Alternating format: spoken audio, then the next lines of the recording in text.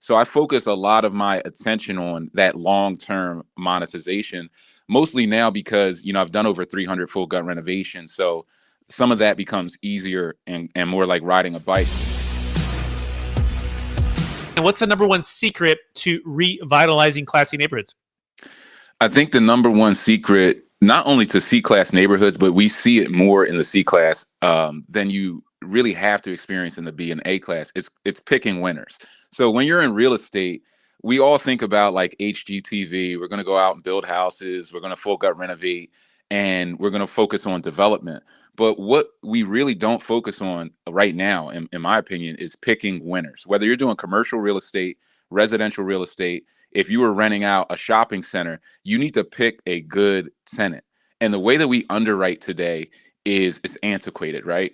We're still just assuming that people are their credit score. And that's about as far as it goes. But people are more than their credit score. And when you get into the C-class neighborhoods and almost everyone has bad credit, now you have to get a bit craftier. You have to get into personality testing. You have to get into durability, and is their job recession proof. You have to get into different levels of underwriting. Like I recently had a tenant in a C-class neighborhood of Baltimore who moved in. They paid the first month, last month security. They might have had like a 550 credit score. They ended up paying 5 months in advance the next month. I got a check 5 months in advance. There are people in A-class, rental property game that don't get that. They don't have that happen like ever. So the question becomes, well, how do I pick people like that? So I focus a lot of my attention on that long-term monetization, mostly now because, I've done over 300 full gut renovations. So some of that becomes easier and more like riding a bike. But the ability to pick winners is so important when you're in the C-class neighborhood. You have to learn how to underwrite. You have to learn how to pick good people who will pay on time and over the duration of, recessions and the different things that, our country faces. Perfect. So picking winners, making sure that, and the winners being the tenants, right? And making sure you're understanding Definitely. the full story, right? And beyond just the credit score, the job durability, your personality test, get even more detailed and more intimate with your tenants. Is that a fair summary? Yeah, that's a fair summary. And I think that that's, the most important.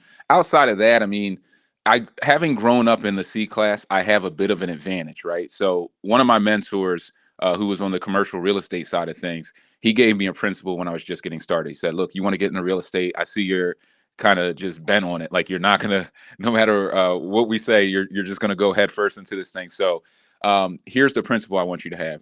Buy where you know, rent to who you know, and you'll always be successful.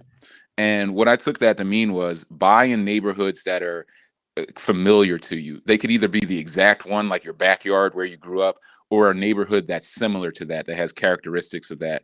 Rent to people who are from a walk of life that you're at now or that you came from, because you're going to be able to understand them, what makes them tick, what problems they face, what they're going through. You're going to be able to work with them better. And if you do those two things, you'll always be successful. And I found that to be the best principle in real estate.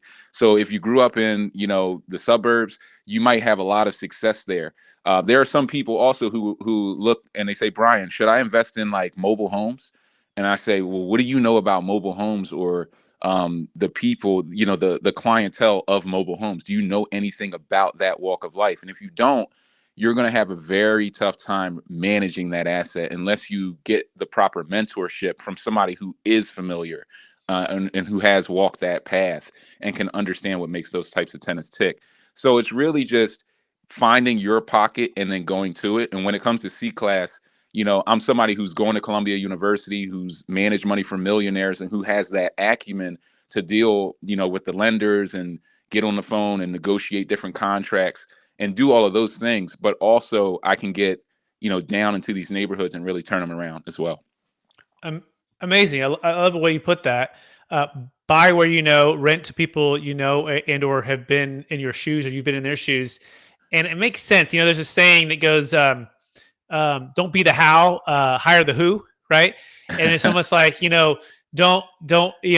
almost like don't buy real estate and try to figure out how to do that, or how to be a mobile home park investor, or how to do that per se. Now, and I mean, you get a partner with you, right? And you take on like the Yeah. financial side of things and the strategies things and the broker relationships and the raising the capital side and negotiate with lenders and all that. And then they're the operations on the ground because they can manage that. So I don't think Brian's not saying that, but what he's saying is, hey, if you're going to start with where you've been or location you already know, and then start with the people that you know and serve. Is that a fair summary? Very fair. You got to start with what you know, and if you do that, you'll be successful. Because then when things go wrong, you're going to know exactly the type of people you're dealing with. You're going to be able to operate and navigate within your environment a lot better than if you're like a fish out of water and you don't even understand this environment to begin with. That's going to be a recipe for disaster for most people.